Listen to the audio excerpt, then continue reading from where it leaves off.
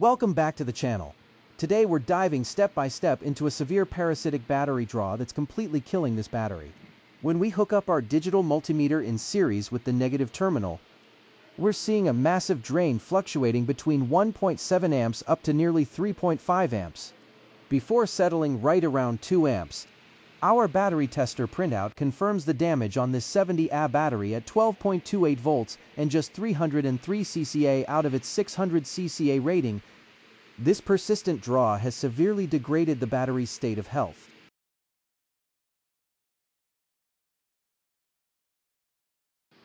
Before testing further, the hood switch connector disconnected and the driver's door latch is manually closed to simulate the door being shut, while still giving access to the fuse box. This lets the BCM and other control modules finish their shutdown sequence and enter sleep mode, the low power state a car is supposed to sit in overnight. Next, we check the wiring diagrams. The ICU junction block contains several module circuits, including the F3315 amp and F3610 amp circuits, which feed the IBU, instrument cluster and infotainment system. For techs, having the diagrams open before pulling fuses saves time and avoids guessing which circuit you just killed. Here's where it gets interesting. Non-factory wiring is found around the fuse box and OBD connector. A red wire runs directly to OBD pin 16, which is switched battery positive, along with additional fuse tap wiring. If you've ever installed a dash cam, remote starter or tracking device, take note aftermarket accessories tapped into constant power are one of the most common causes of a car that won't go to sleep and won't always show up as an obvious fault. Fuses are pulled one at a time while watching the multimeter. Most cabin fuses barely move. The needle current stays around 1.7 to 1.8 amps. So the drain isn't coming from a normal cabin accessory. Time to widen the search.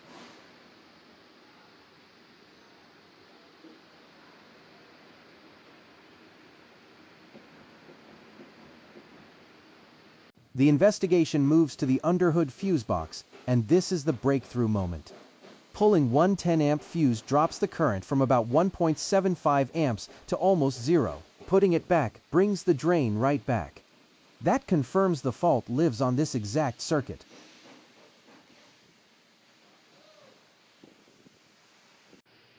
The wiring diagram shows this circuit feeds the AC control system and the PCM. Disconnecting the PCM connector and isolating the AC control module drops the draw to about 0.03 to 0.04 amps. That's a strong signal the culprit lives somewhere in this power path. Tracing further shows the AC compressor supply is hot at all times, powered directly through the engine room junction box and the AC compressor relay. Continuing on to the compressor itself. Testing at the compressor confirms there's power on the compressor control line even with the ignition fully off. That circuit should be dead with the key out. It isn't. Pulling the engine room PCB junction box reveals the real problem: non-factory wiring hidden underneath it, running to an external blue Denso 4-pin relay. This relay had effectively bypassed the vehicle's original control strategy. Someone had rewired the system, likely to force the AC compressor on outside of normal control. That external relay or the modified junction box wiring was stuck closed. Battery power was continuously feeding the AC compressor circuit around the clock, causing a steady 1 to 2 amp drain even with the car off and locked. For the customer, this is not something you'd ever spot by looking under the hood. It required tracing the factory wiring diagram against what was actually installed. Replacing the damaged engine room PCB junction box assembly and removing the shorted relay modification completely resolves the drain. Diagnostic complete. After disconnecting the modified junction box wiring, current drops immediately from about 1.1 amps to just 0.05 amps, about 50 milliamps, which is right where a healthy vehicle should sit.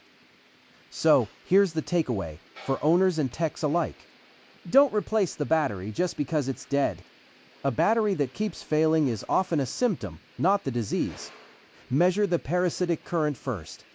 Then isolate the circuit, trace the wiring diagram, check for aftermarket modifications, and verify the fault physically before replacing anything. In this case, the real cause was a modified AC power circuit and an external relay silently feeding the compressor around the clock.